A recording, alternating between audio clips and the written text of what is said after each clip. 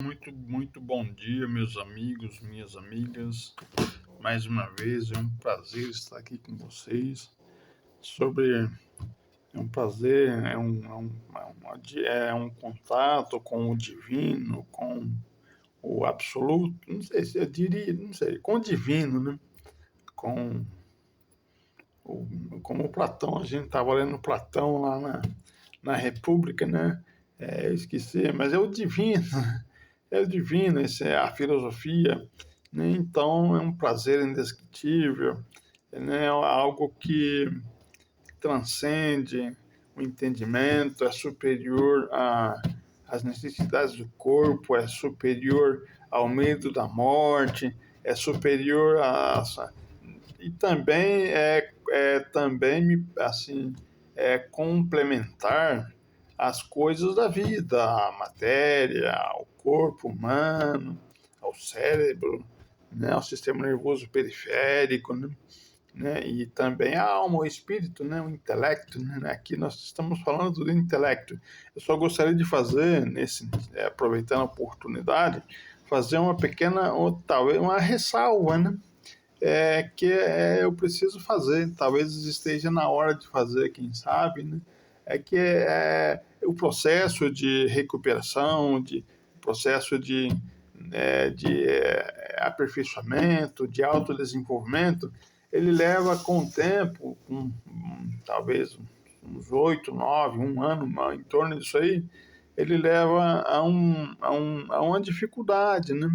E para melhorar essa dificuldade aí, o pessoal sugere, né, a participação num grupo de treinamento, né, dos AAs, dos neuróticos anônimos, dos alcoólicos anônimos, mesmo que seja apenas na fase mais crítica da situação, né, e também para mitigar mais ainda, para trazer mais conforto para vocês aí, para todo mundo aí que acompanha o canal, que propaga essas coisas, que propaga as ideias que a gente publica no canal aí, muito obrigado.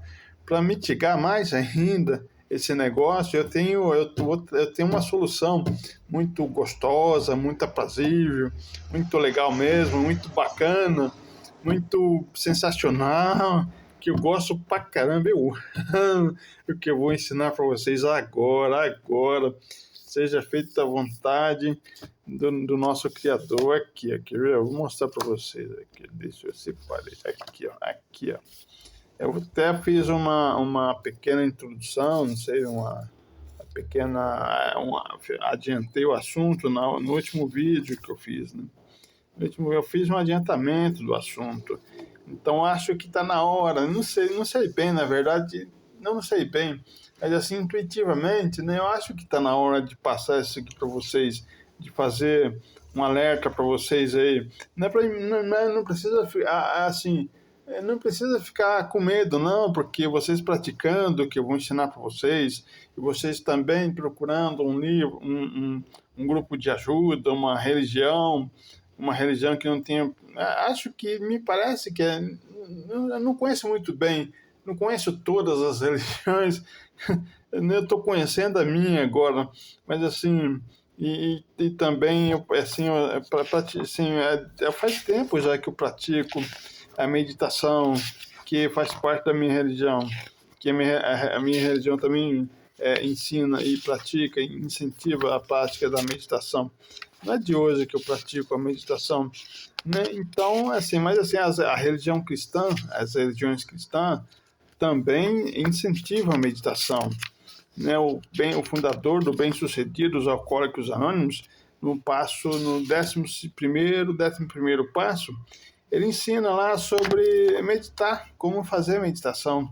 Ele diz que nesse livro, dos 12 Passos, que as bibliotecas e as igrejas do mundo são um tesouro inestimável, inesgotável, diria, para quem precisa fazer meditação.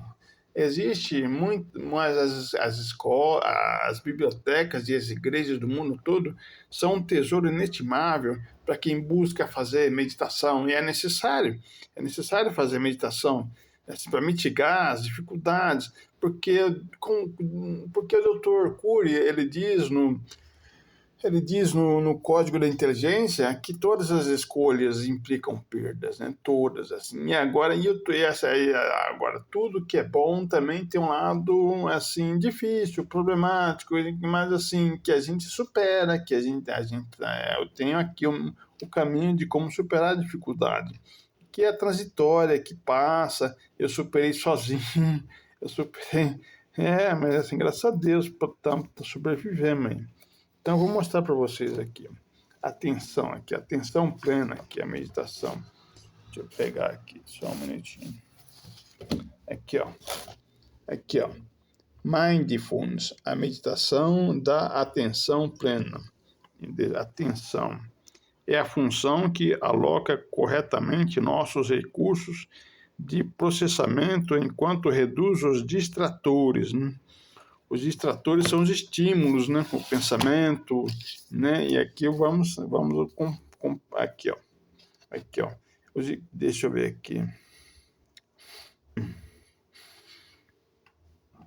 Os estímulos, né? Os estímulos internos, os pensamentos, os estímulos externos, as experiências, as representações, o objeto X, né?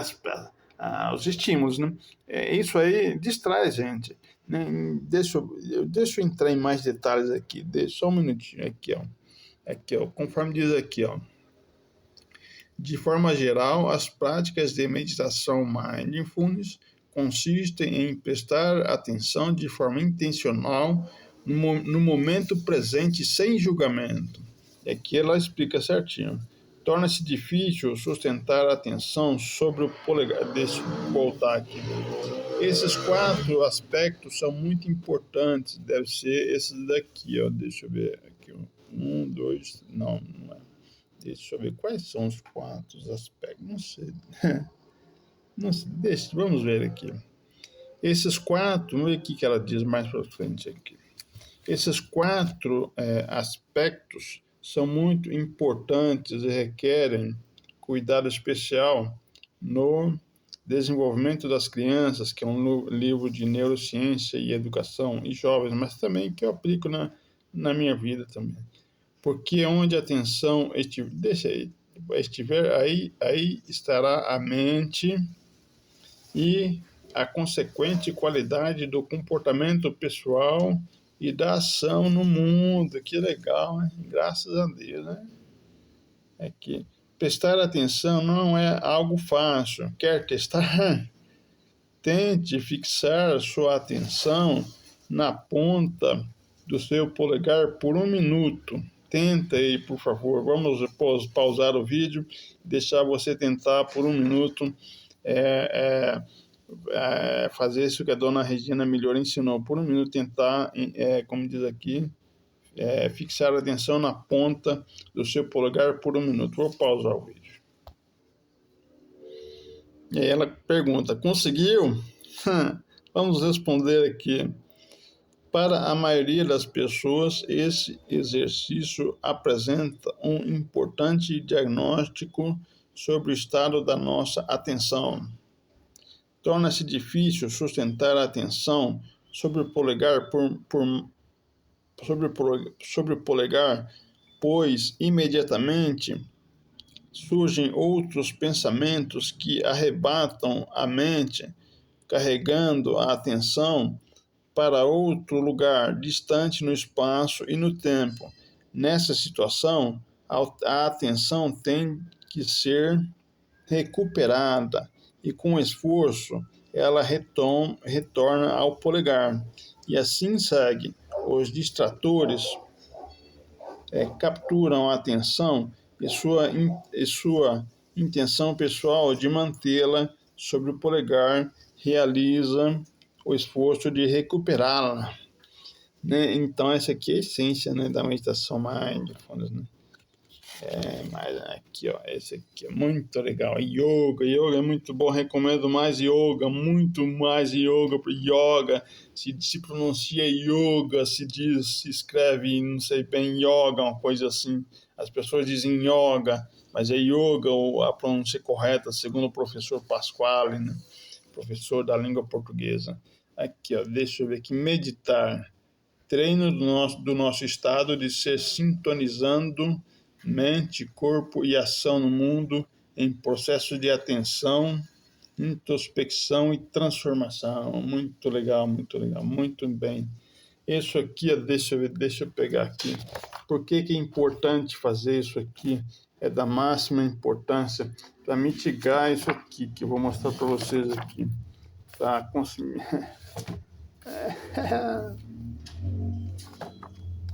Deixa eu ver aqui, eu separei aqui, deixa eu ver. Separei desse aqui, acho que achei. Deixa eu ver. Aqui, achei. Aqui, ó. Aqui, ó. Aqui, ó. Por que eu estou ensinando isso aqui para vocês, esse negócio da meditação aqui, ó. Aqui, ó. A praticidade, que é esse negócio aqui, ó, que a gente se sente muito bem, uma paz de espírito indescritível, algo, uma conexão com o absoluto, com o divino, com a perfeição, com a natureza, com Deus, não sei, algum problema, né? Assim, com o divino, como que o Platão dizia, Deus do céu, eu esqueci, oh Deus, o que será que está acontecendo comigo, que eu esqueci, o divino e o que mais, que não lembro, nem a gente se conecta com esse divino, com esse que como diz aqui, ó, esse desenho aqui, ó, a gente se sente assim, ó, uma paz, um bem-estar, uma alegria, um autocontentamento, uma felicidade. Que coisa maravilhosa, como ele está bem. Né? E aí ela diz assim, ó, a praticidade pode ser benéfica ou não. E por que isso? Depois de um certo tempo que tem esse bem-estar todo aqui, a gente passa para esse outro problema aqui, ó, que ela chama de efeito condicionado, reflexo condicionado, né? Que quando esse estímulo é aplicado sozinho, deixa eu ver aqui, o condicionamento clássico, que é isso aqui, similar ao reflexo condicionado descrito por Pavlov, corresponde à associação de um estímulo forte a um único tipo de estímulo inócuo é inofensivo, uma coisa assim. Quando este último é aplicado sozinho, o estímulo inócuo, inofensivo, passa a ser eficaz em provocar a mesma resposta obtida em relação ao estímulo forte. É um processo que produz o surgimento e a modificação de alguns comportamentos com base no binômio estímulo-resposta sobre o sistema nervoso. O Dr. Cury chama esse negócio de estímulo-resposta de bateu, levou, né?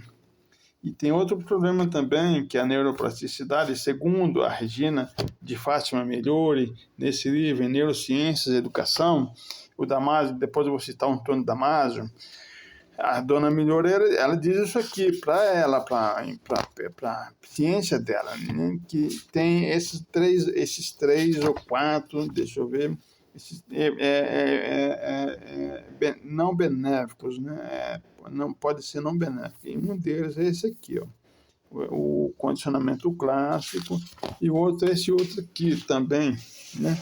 E aqui, ó, é muito pequenininho esse desenho aqui. Deixa eu vou ler para você. Tem esse aqui, que é o primeiro, depois eu vou ler esse aqui, depois eu vou ler esse aqui, depois eu vou ler esse aqui, ó, a expressão dela. Diz assim, deixa eu ver aqui. Você tem razão, não posso ser uma mulher do tempo das nossas avós, que se conformavam em aprender corte e costura, né? Nossa geração é diferente, a geração da eletrônica, da tecnologia. Não vou cair na armadilha do corte e costura, nunca. A ciência e a tecnologia me chamam. E aí vem o desfecho, né? A conclusão aqui é o desfecho. Quando eu crescer, vou comprar uma máquina de fazer tricô que vem com um aplicativo que faz tudo quase sozinho. Eu adoro a tecnologia.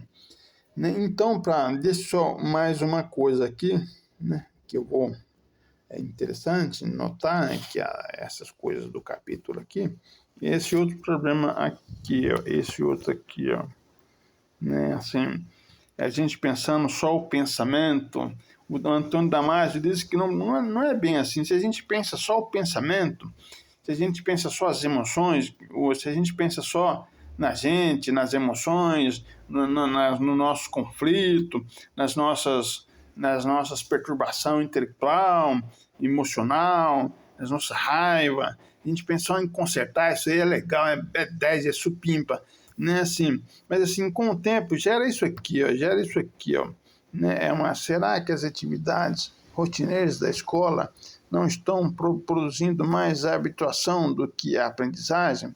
Me gera uma habituação, a mesmice, o Dr. Cury chama de masmorra da mesmice, que é isso aqui também, é isso aqui, ó, que gera, se os professores não fizerem, gera isso aqui, se os professores, e se a gente não se submeter a estímulos novos, né? Como que eu faço para me submeter a estímulos novos? Eu particularmente aprendi isso aí no livro Viver Sóbrio, do Bem-Sucedidos Alcoólicos Anônimos, né? Ele diz assim, para a gente fazer o quê? Para a gente pegar uma pasta, eu faço assim, para pegar eu compro todo mês 2 pastas de dente de cor diferente, né? E uma eu deixo na pia do banheiro e outra eu deixo em outro lugar, na estante da cozinha lá. Então, quando eu escovo os dentes de manhã, de tarde e de noite. Cada vez que eu escovo os dentes, eu troco, né? Eu escovo os dentes e depois eu troco a pasta de dente de lugar. Eu transfiro do banheiro para minha cozinha e depois, e a que está na cozinha, transfiro para o banheiro. Né? Na estante da cozinha, transfiro para a pia do banheiro. E assim eu faço isso aqui, ó. Deixa eu ver aqui, ó. Deixa eu ver. Aqui, ó. Eu faço isso aqui, ó. Isso aqui que ela diz aqui, ó. Sem dúvida, é inevitável e importante estabelecer alguns bons hábitos, mas o processo de aprendizagem, que a gente está aprendendo, a gente está refletindo, questionando, criticando, filosofando, a gente está aprendendo as coisas, né?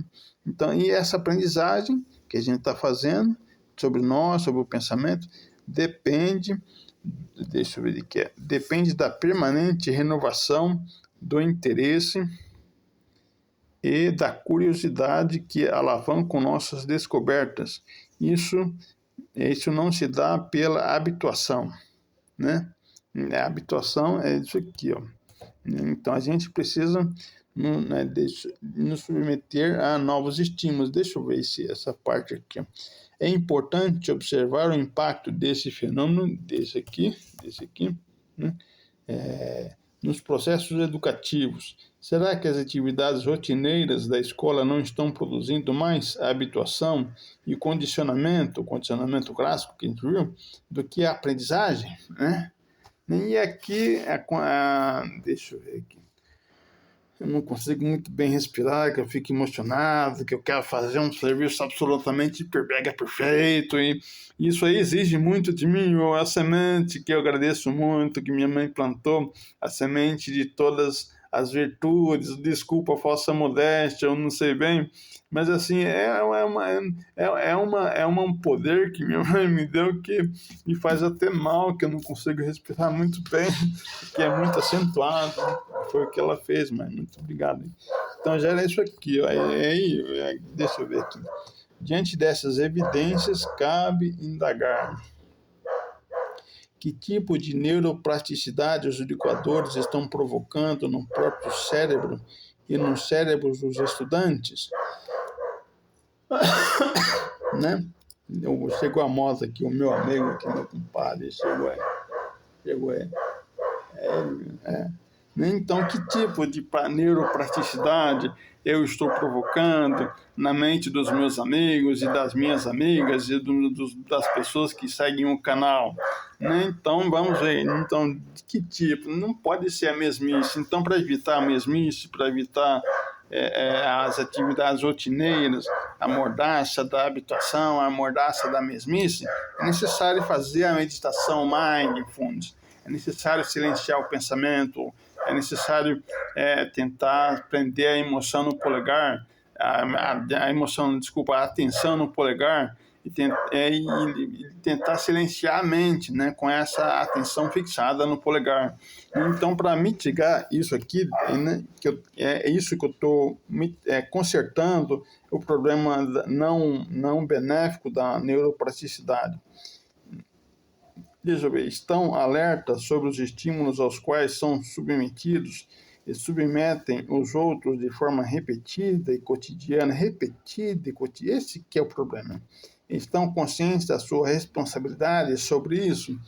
Eu estou fazendo aqui, né? Acho que me parece que, salvo o melhor juízo, que estou fazendo, consciente da minha responsabilidade. Me parece, porque estamos aqui num momento que me pareceu certo, mais correto, mais adequado, mais oportuno, né? Estamos aqui, né, fazendo a ressalva, conscientizando os meus amigos, as minhas amigas, seguidores do canal, sobre essa responsabilidade que eu tenho com vocês aqui, né? Então, ela vai dizer aqui, ó, essas são questões relevantes, né? Cujas respostas ainda estão sendo construídas. O fato de não sabermos responder deve impulsionar nossos esforços. Opa, o que foi aqui, meu Deus do céu? Nossos esforços de compreender, de compreensão, né? Uma mensagem aqui do algoritmo. Vamos voltar aqui. Essas são questões relevantes cujas respostas ainda estão sendo construídas. O fato de não sabermos responder deve impulsionar nossos esforços de compreensão, pois nossa sobrevivência futura depende da formulação e da adaptação a um novo modo de ser e agir no mundo, ou seja, depende também de uma neuroplasticidade intencional. E intencional é isso aqui que eu acabei, que é a meditação mindfulness. Deixa eu ver aqui, eu me perdi. Deixa eu ver. Ai, Deus do céu. Tá bom. Aqui, ó. Respirei, graças a Deus, aqui, ó. Deixa eu ver, intencional. Deixa eu ver aqui. Aqui, ó. O treino aqui eu tinha separado, aqui estava aqui, ó. Por isso que eu não achei aqui, ó. O treino da atenção de forma intencional, que a gente leu aquela hora ali, né? No momento presente, sem julgamentos, constitui os fundamentos da meditação mindfulness, que pode ser incluída como prática regular do processo educativo, visando fortalecer a capacidade de refletir e influenciar as experiências cognitivas, o comportamento e as respectivas ações e impactos no mundo. Que legal, né? Esse treino mental da atenção viabiliza também a introspecção e a metacognição, pois desenvolve a possibilidade de exercitar a atenção voltada para si mesma em um exame do próprio estado de ser. É desse exame que resulta a transformação e o aperfeiçoamento dos comportamentos e ações no mundo. Dessa forma, pode-se compreender a meditação como um treino do nosso estado de ser, sintonizando mente, corpo e ação no mundo em processo de atenção, introspecção e transformação. Sintonizando sintonizando o nosso estado de ser, sincronizando nosso estado, sincronizando nossa mente, nosso corpo e nossa ação no mundo, né? Um treino do nosso estado de ser para fazer isso aí, sincronizar mente, corpo e ação no mundo, né? Isso aí fica mais potencializado ou mais correto, né? Devidamente potencializado, é de fundamental importância cada um de nós, né, descobrir constantemente e aperfeiçoando cada vez mais, me parece, o que é mais importante para cada um de nós. Esse que pelo que vale a pena acordar de manhã e fazer esforço para fazer as coisas que a gente tem de fazer. Isso é o que vai direcionar esse negócio, é, que vai direcionar a direção dos nossos esforços, é a gente descobrir, refletindo, a gente descobrir indagando, a gente descobrir questionando a gente mesmo o que é mais importante para a gente, pelo que a gente gosta mais de fazer na vida, qual que é a nossa missão nesse planeta, qual que é a nossa razão de ser, o planejamento estratégico das empresas, né, os CEOs, os diretores, os presidentes, eles respondem essas perguntas relativamente às suas empresas, né? Eles respondem que porque a missão da empresa, que é a primeira função da gestão, que é definir a missão da empresa. E o que é a missão da empresa? O professor dizia, o professor Hoffman da Anguera Unaes dizia, qual que é a razão, a missão da empresa? É a razão de ser da empresa. O que é a razão de ser da empresa? É o que é mais importante para a empresa. E o que é mais importante para a empresa? É o que é mais importante para o proprietário da empresa. O que é mais importante para o proprietário da empresa?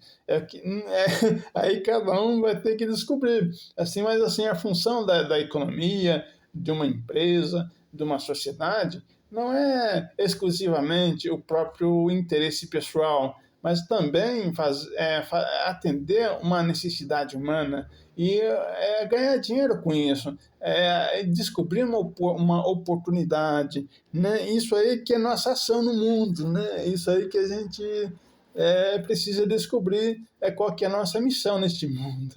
A missão de uma empresa, nossa missão. Muito legal mesmo. Né? Aqui nós já fizemos uma das ressalvas, e agora vem a parte que me parece que é melhor ainda, que me parece que melhora mais ainda a coisa, né? Que é o livro do meu amigo Antônio Damasio, esse aqui que eu gosto pra caramba, que é o erro de Descartes. Né? E ele diz assim, já li no vídeo anterior, né? Espero poder encontrar aqui, deixa eu ver aqui, quando ele diz assim, que é justamente o contrário disso que a doutora Migliori estava dizendo. Não com essas palavras que eu estou dizendo aqui, mas a doutora Regina de Fátima Migliori, que é esse livro aqui, aqui ó, Migliori, se escreve Migliori, se pronuncia Migliori, é um nome italiano. Ela é adepta do pensamento, pensando no pensamento exclusivamente. A crítica que eu faço, aqui que é uma crítica, não existe pensamento crítico sem crítica, né? É o que diz o professor Prodanov e o professor Hernani Freitas no livro Metodologia do Trabalho Científico. Não existe conhecimento crítico imune à crítica. E isso, se você tentar produzir um conhecimento crítico não criticável, portanto, diria assim, insuscetível de questionamento, insuscetível de dúvida, insuscetível de filosofia, de reflexão, de exame, de crítica, um conhecimento assim, ele é problemático, acho que não existe, porque porque é da tessitura da filosofia, da ciência. Aqui que a ciência a filosofia aplicada sobre um objeto de estudo é próprio da filosofia, da ciência, avançar pela dúvida, não pela certeza. Porque se eu produzo um conhecimento crítico, imune à crítica, eu vou ter uma certeza, não vou ter dúvida. E aí eu estanco. O Parmênides fez isso lá na Grécia Antiga, que o Merleau-Ponty teve que, no século XX, nos anos 90, ou talvez 1950, alguma coisa assim, mais precisamente, um tanto quase, mas no século XX, em torno do ano 1950 ou 1930, o Merleau-Ponty ele reabre a filosofia, porque ele evita esse negócio de assim, a leitura que eu faço, né, de prender o pensamento, de fazer, não, você tem que ser perfeito, não, você tem que produzir um pensamento verdadeiro, absolutamente verdadeiro, sem nenhum erro. Isso não existe.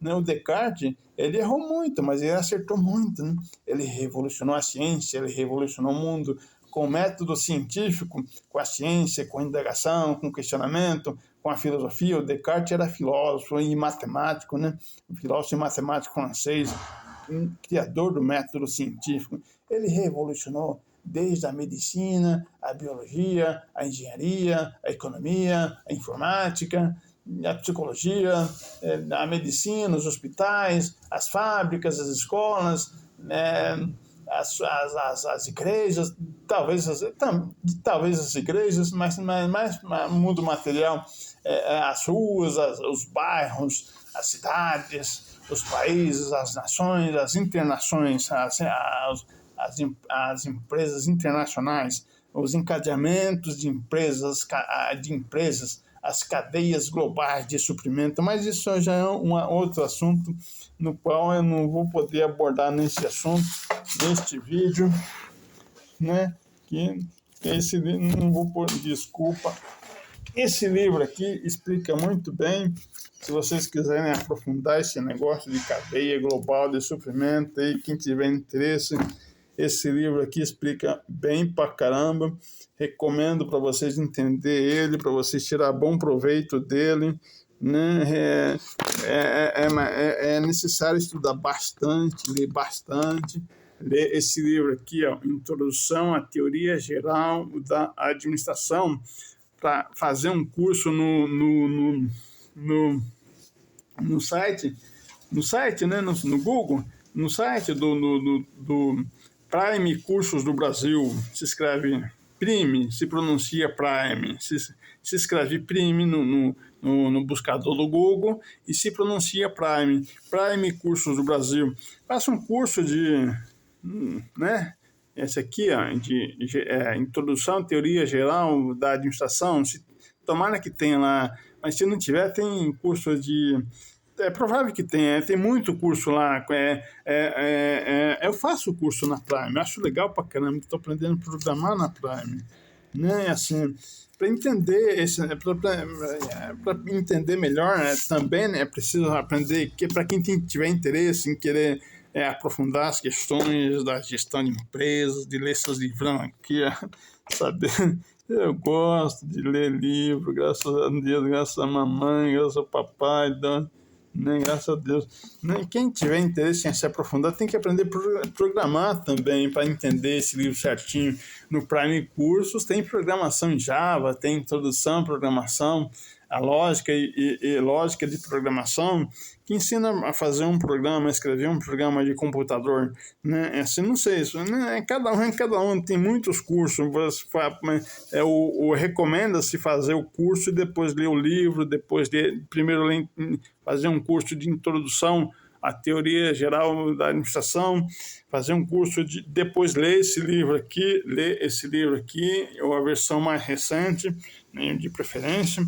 Depois fazer um curso de sistema de informação gerencial, de programação de computador, introdução à lógica de programação. Depois ler esse livrão aqui, ó. Fazer um curso também de sistema de informação gerencial e ler esse livrão. Vocês vão entender, vocês vão tirar proveito dele, vocês vão gostar de ler ele. Eu me fugi um pouco do pensamento aqui. Estava falando sobre esse negócio o pensamento, pensando muito o pensamento, pensando muitas emoções, o pensamento pensando exclusivamente o pensamento pensando exclusivamente as emoções, os conflitos, as perturbações intelectuais. Isso aí gera um desinteresse, que nem a doutora Milori, naqueles desenhos das mocinhas lá, gera um desinteresse pelas questões empíricas. O que são as questões empíricas? São as questões exteriores à mente, exteriores às emoções, né, que dizem respeito aos objetos, aos livros, às bibliotecas, aos computadores, aos bens. Isso aí, o Damar, ele cita bem certinho aqui, ó, né? Eu li isso aqui, gostei pra caramba aqui.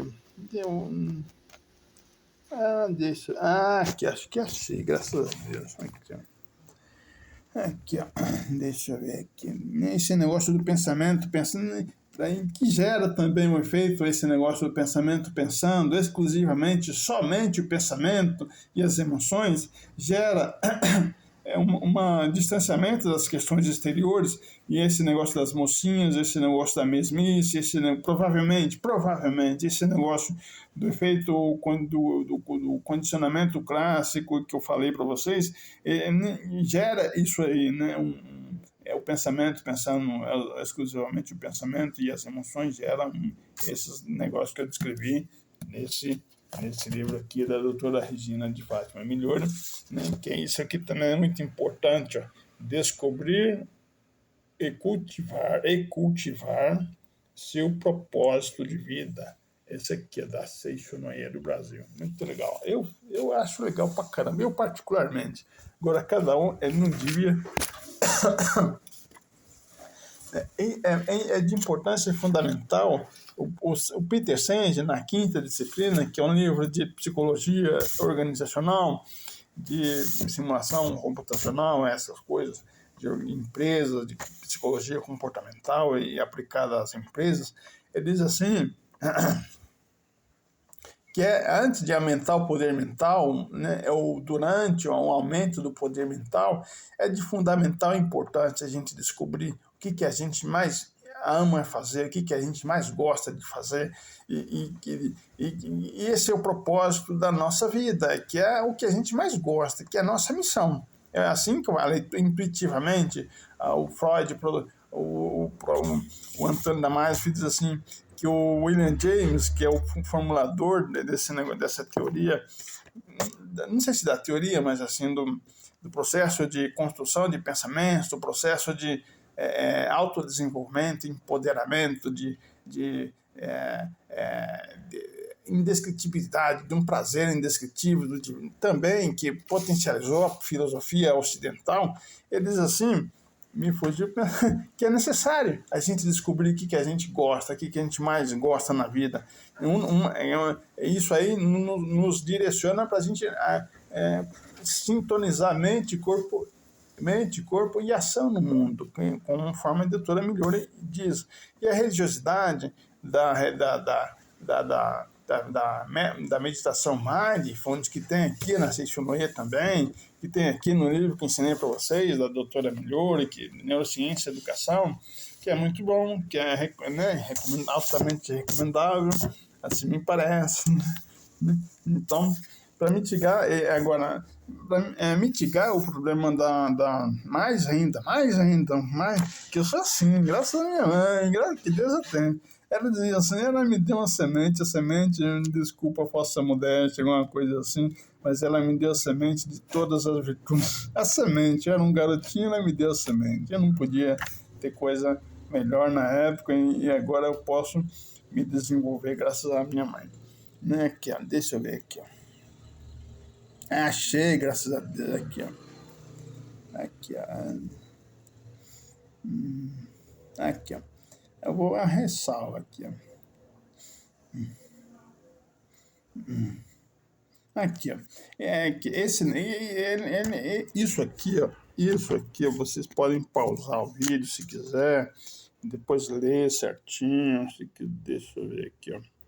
Não sei se vai ser necessário pausar o vídeo, mas essa ressalva que ele está fazendo aqui, me parece, é essa que eu estou fazendo da Melhor, da Regina, doutora Regina Melhor, né? Que as emoções, pensando as emoções, os pensamentos, pensando os pensamentos, exclusivamente assim. Não pode ser exclusivamente assim, senão gera, no meu entender, o condicionamento clássico, a mesmice, a mordaça da mesmice e o desinteresse pelas coisas exteriores. Aqui o Damasio diz assim, ó, não creio que o conhecimento das emoções nos torne menos interessados na verificação empírica. Pelo contrário, o maior conhecimento da fisiologia da emoção e da sensação pode tornar-nos mais conscientes das armadilhas da observação científica. A formulação por mim apresentada não diminui nossa determinação em controlar as circunstâncias externas em proveito dos indivíduos e da sociedade, ou nossa vontade de desenvolver, inventar ou aperfeiçoar os instrumentos culturais com que podemos melhorar o mundo. A ética, o direito, a arte, a ciência, a tecnologia. Em outras palavras, nada na minha formulação leva a que se aceitem as coisas tal como são ou estão. Devo realçar esse aspecto, pois a referência às emoções cria com frequência a imagem de uma percepção voltada para a própria pessoa, de um certo desinteresse pelo mundo em redor e de tolerância para a insuficiência de desempenho intelectual. Na verdade, essa perspectiva é exatamente o oposto da minha e constitui uma preocupação a menos para aqueles que, como o biólogo molecular Gunther Stend, pensam justificadamente que a atribuição de um valor excessivo às emoções pode resultar numa menor determinação do cumprimento do pacto faustiano que tem trazido progresso à humanidade. O que me preocupa é a aceitação da importância das emoções sem nenhum esforço para compreender a sua complexa maquinaria biológica e sociocultural. Né? Muito legal. Muito legal. Respirei, graças a Deus. Muito obrigado aí, papai do céu. Cada melhorazinha eu vou agradecendo aí, conforme eu li ali nos meus livros aqui, né? Graças a Deus. Graças a Deus. Então, muito legal esse negócio da Mars aqui, né? Que, assim, por que isso é muito legal? Talvez esteja fazendo não sei, querendo chover no molhado, assim, mas assim, essa crítica que o Damares está fazendo é que me parece que a doutora Migliore, o doutor Cury, o doutor Senge não viram sobre essa perspectiva, né?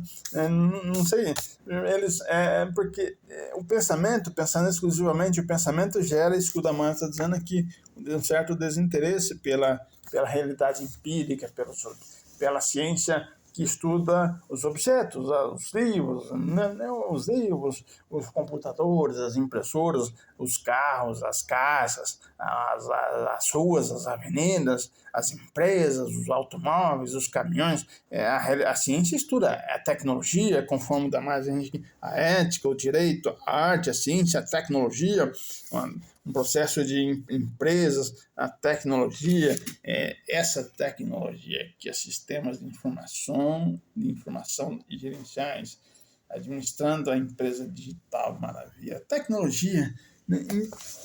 Porque se eu for pensar, segundo a perspectiva que a gente está estudando aqui no Damásio, se eu for pensar exclusivamente o pensamento, eu vou sentir uma dificuldade tremenda para devorar um catatal desse aqui, ó. Eu vou sentir muita dificuldade para processar, para entender. Então, é necessário. Eu me perguntava, como que eu vou fazer, meu Deus do céu, para me livrar desse negócio que é a mesmice, as masmorras da mesmice.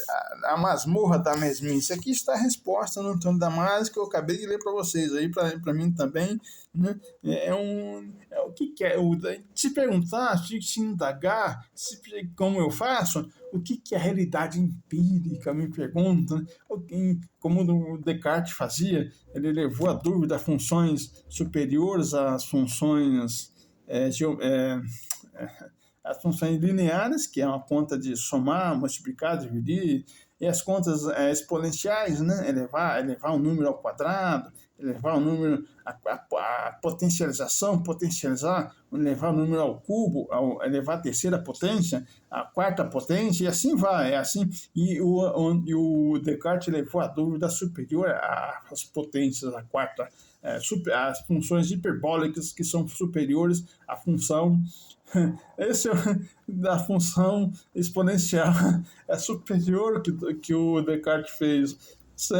O Descartes, eu não sei, Não sei, não vou criticar o Descartes, não. O Damasio critica aqui, deixa o Damasio criticar, que o Damasio é mais sábio que eu, mais inteligente que eu, mais estudado que eu, mais cientista. Não sei se eu sou cientista, nem o Damasio é mais versado, tem mais cultura, é um neurocientista renomado, conhecidíssimo do português, né? Portanto, um Estado europeu, né, que tem já uma tradição na área da cultura, do conhecimento muito mais vigorosa que no nosso país aqui, que não precisa votar na pessoa correta, nas pessoas que praticam a filosofia, nas pessoas que praticam a indagação, questionamento. Um Antônio Damasio, se candidatasse em Portugal, provavelmente ganharia. Tem um dos nossos aqui no Brasil, um dos escritores que vão na mesma linha do Antônio Damasio, da Regina Miliori, do Peter Senge, um escritor brasileiro que vai no mesmo sentido, que usa a filosofia para pesquisar o pensamento, para pesquisar as emoções, o processo de construção do pensamento, o funcionamento da mente, o código da inteligência. Ele está se candidatando à presidência da República, graças a Deus, me parece. Ele diz assim, não vou entrar em detalhes, porque eu não posso fazer, a mim me parece, salvo o melhor juízo, que eu não posso fazer propaganda, né, para outras pessoas aqui, mas assim, só um pequeno spoiler aí para vocês aí. Então, assim, feitas essas considerações muito importantes que o Damasio faz, que a doutora Miliori faz, e que eu gostaria de não fazer vocês passar pela mesma dificuldade que eu passei, para mitigar o problema, né, ou resolver o problema definitivamente, com isso que o Damasio escreve aqui, né, porque se eu não tenho interesse exclusivo, nesse sentido. Exatamente por que eu digo isso? Porque a professora de Sociologia, com isso aí, ela cita o exemplo da lenda de Narciso, né? O que é a lenda de Narciso? O Narciso, um sujeito, filósofo, me parece, diz a lenda, que ele ficava pensando o pensamento, que ele olhava para sua imagem na frente de um lago, isso é um mito, é uma metáfora, é uma comparação, ele olhava para sua mente, a sua expressão, o seu retrato, a sua reflexo do seu rosto no lago, e ficava se adorando, como eu sou bonito, como eu sou maravilhoso, não sei, como eu sou legal, como eu sou interessante, como eu sou belo. Isso aí é um processo de investigação do pensamento que a doutora Miliori ensina a gente a mitigar, que é isso que eu expliquei para vocês aí, né? E aí, ele, com o tempo, ele cai alguma coisa lá no lago, distorce a imagem, ele pula dentro do lago e começa a se nadar, procurando aquele sujeito belo que ele estava acostumado, havia se acostumado a contemplar na beira do lago. E vai cada vez mais fundo, encontra e acaba falecendo lá, morre afogado. Essa é a lenda de Narciso. Me parece que é uma crítica, não existe conhecimento crítico imune à crítica, não existe pensamento indagativo, questionador imune à indagação, ao questionamento. Isso aí trava a filosofia, isso aí não produz ciência, isso aí é dogmatismo. E fazendo uma crítica, fazendo uma reflexão, a Miliori, a doutora Miliori, nos ensina, com isso tudo que eu ensinei para vocês aí, a mitigar esse problema. E o da Antônio Damasio, em O Erro de Descartes, que está lendo aqui, que você ensina, ele ensina a gente a melhorar mais ainda a questão, que é esse negócio assim, que pensar a realidade empírica. Eu me pergunto, na minha experiência particular, o que é a realidade empírica, como o Descartes fazia. Me pergunto, relativamente, né, como Descartes, muito relativamente, não sou tão bom, não sei, né? Eu me pergunto, outra pergunta que o Damasio me ensinou no livro dele, o que é a vulnerabilidade interna, o que é a minha vulnerabilidade interna e o que é a realidade empírica, a realidade exterior, a minha mente, que é esse pensamento interno, e também o externo nos vacina a mim me parece, contra o efeito reflexo condicionado, contra a mesmice e contra a mordaça da mesmice que a gente leu na doutora Migliore.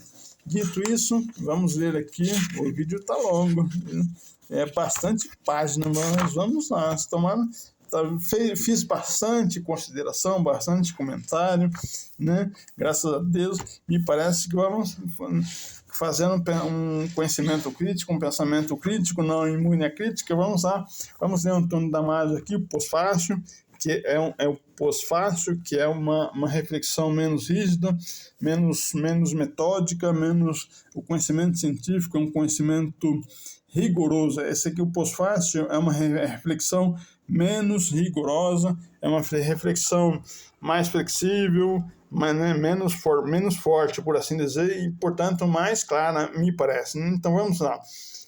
Assim, aqui, o coração humano em conflito. Vamos lá. Vamos ver Antônio Damasio. Vamos ver o que diz o autor, que é a fonte do conhecimento da neurociência de ponta, ele, Dona Migliore, do senhor Dr. Cury, Dr. Senge, muito bom esses caras aí. Então, vamos lá. A voz do poeta não precisa apenas ser um registro do homem, pode ser também um de seus amparos, o pilar que o ajude a resistir e a prevalecer.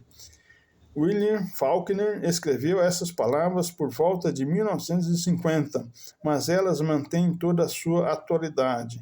O público que tinha em mente era composto pelos seus colegas escritores, mas o que disse podia perfeitamente aplicar-se àqueles que estudam o cérebro e a mente.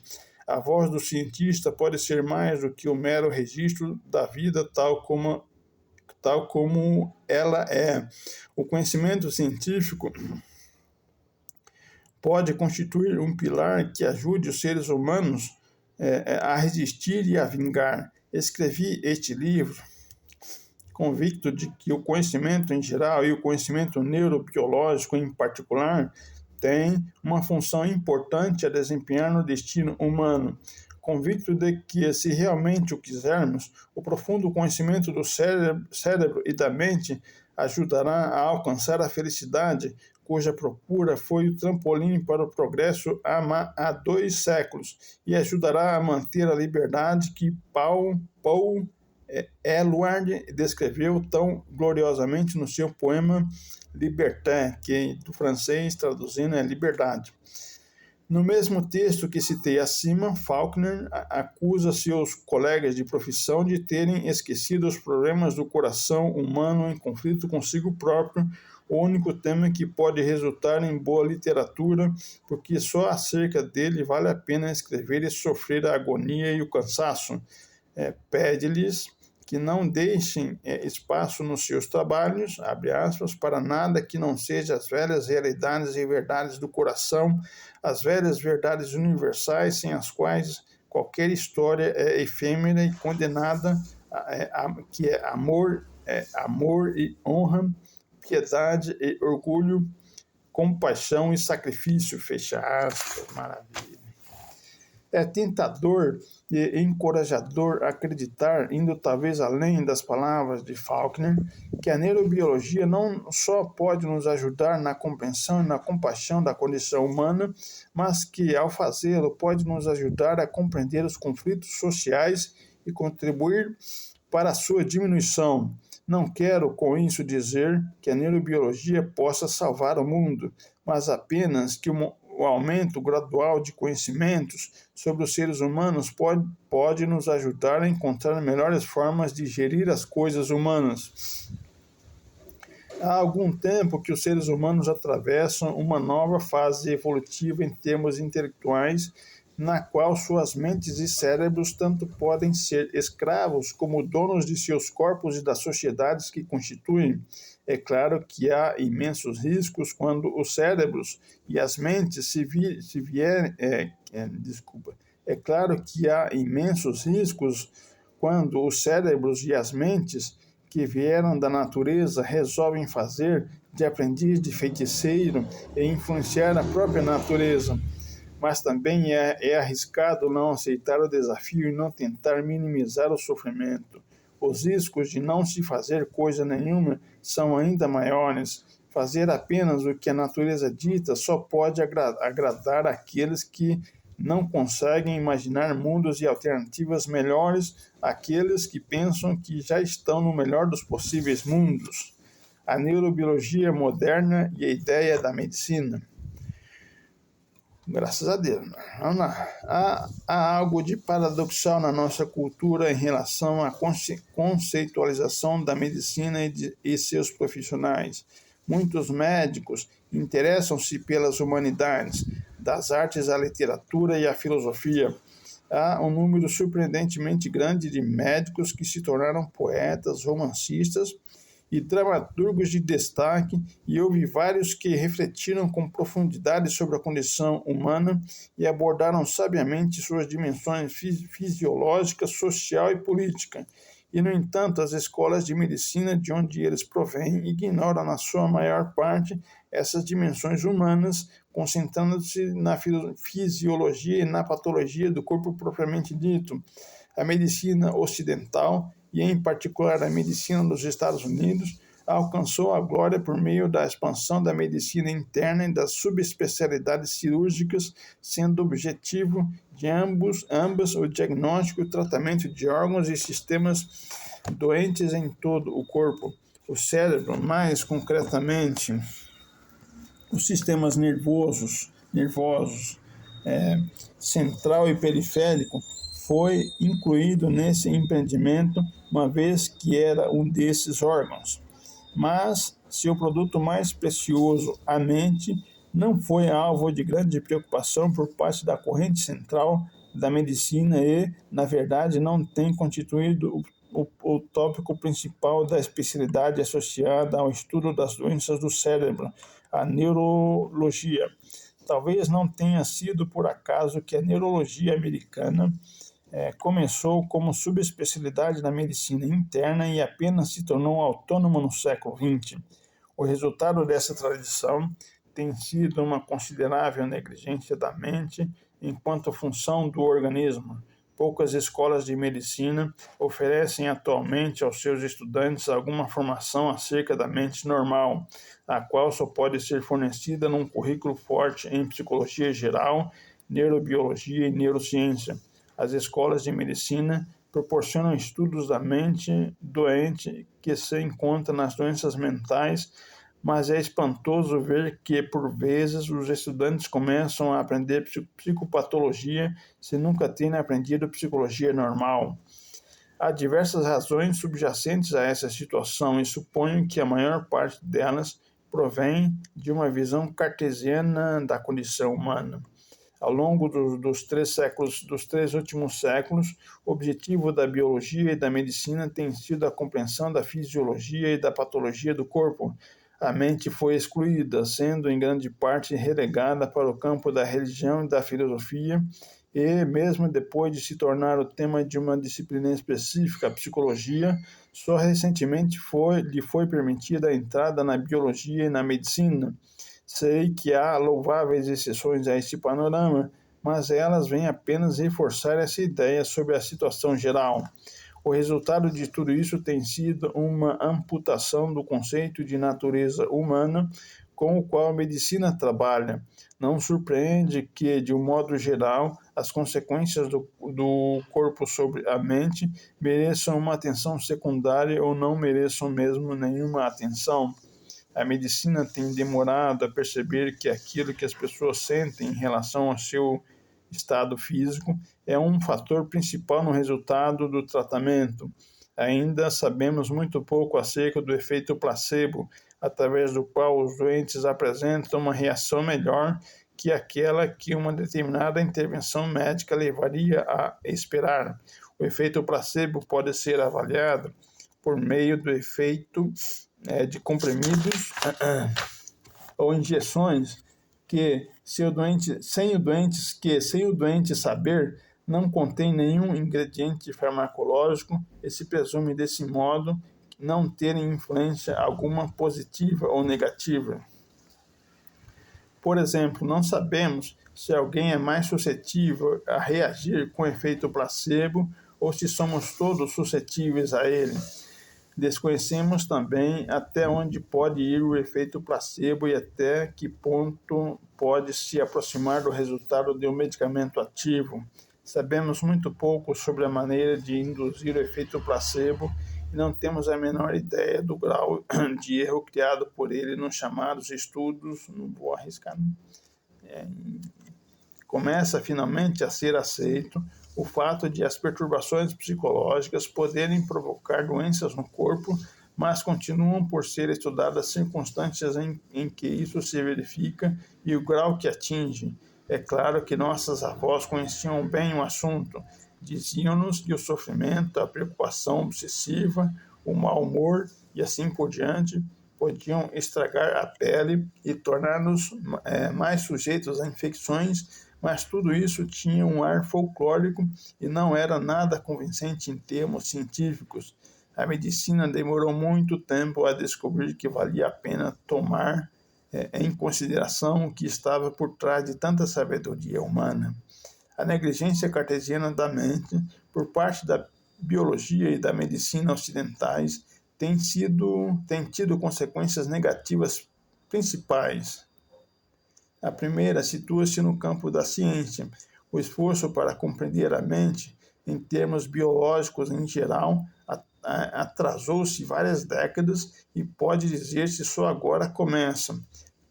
Antes tarde do que nunca, sem dúvida alguma, mas o atraso significa também que se tem perdido o impacto potencial que um conhecimento profundo da biologia da mente poderia ter causado nos problemas das sociedades humanas. A segunda consequência negativa relaciona-se com o diagnóstico e com o tratamento eficaz das doenças. É bem verdade que todos os grandes médicos têm sido homens e mulheres não apenas bem versados no essencial da fisiopatologia da sua época, mas também pessoas que estão à vontade, dado o bom senso e a sabedoria que acumularam no que toca aos conflitos do coração humano. Têm sido peritos exímios no diagnóstico e no tratamento, graças a uma combinação de conhecimentos e talento. No entanto, estaríamos iludindo-nos se pensássemos que o padrão da prática da medicina no mundo ocidental é o desses médicos famosos que todos conhecemos. Uma imagem distorcida do organismo humano, juntamente com o crescimento assoberbador do conhecimento e com a necessidade de subespecialização, torna a medicina cada vez mais inadequada. A medicina bem poderia dispensar o acréscimo de problemas que a sua dimensão industrial agora lhe traz, mas também esses não param de se avolumar e agravam, por certo, o seu desempenho. O problema do abismo que separa o corpo da mente na medicina ocidental ainda não é matéria de debate para o público em geral, embora pareça já ter sido detectado. Suspeito que o êxito de algumas formas da chamada medicina alternativa, em especial aquelas que estão ligadas à tradição não ocidental, constitui uma reação compensatória a esse problema. Há algo a admirar e compreender com essas formas de medicina alternativa, mas, infelizmente, dependente de sua adequação em termos humanos, o que oferece não chega para tratar eficazmente as doenças. Com toda a justiça, devemos admitir que até mesmo a medíocre medicina ocidental resolve um número extraordinário de problemas. No entanto, as formas de medicina alternativa vêm colocar em destaque o ponto fraco da tradição ocidental, que deveria ser cientificamente corrigido dentro da própria medicina. Se, como julgo, o êxito atual dos tratamentos alternativos é um indício da insatisfação do público em relação à incapacidade da medicina tradicional,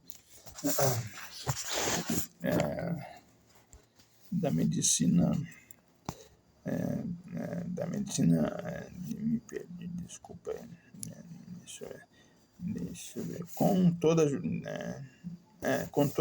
bom, tá aqui. Muito obrigado.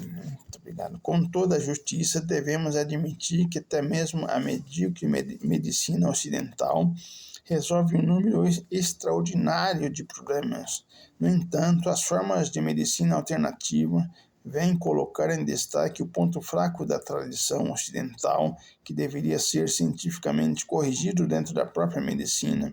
Se, como julgo, o êxito atual dos tratamentos alternativos é um indício da insatisfação do público em relação à incapacidade da medicina tradicional de considerar o ser humano como um todo, é de prever que essa insatisfação irá aumentar nos próximos anos à medida que se aprofundar a crise espiritual da sociedade ocidental. Não parece provável que venham a diminuir em breve a proclamação de sentimentos feridos, a procura desesperada da diminuição da dor e do sofrimento individuais, ou o chorar inarticulado pela perda do equilíbrio e felicidade interiores nunca alcançados, a que a maioria dos seres humanos aspira. Seria absurdo pretender que a medicina curasse sozinha uma cultura doente, mas é igualmente absurdo ignorar que esse aspecto da doença humana. Uma nota sobre os limites atuais da neurobiologia. Ao longo deste livro, falei de fatos aceitos, de fatos em discussão e de interpretações de fatos, de ideias partilhadas ou não por muitos de nós das ciências do cérebro e da mente, de coisas que são como eu digo e de coisas que podem ser como eu digo.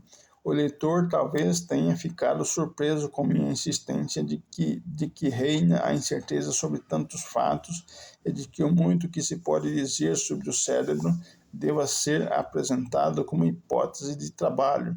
Naturalmente que gostaria de poder afirmar que sabemos com certeza como é que o cérebro cria a mente, mas não o posso fazer e receio que ninguém possa.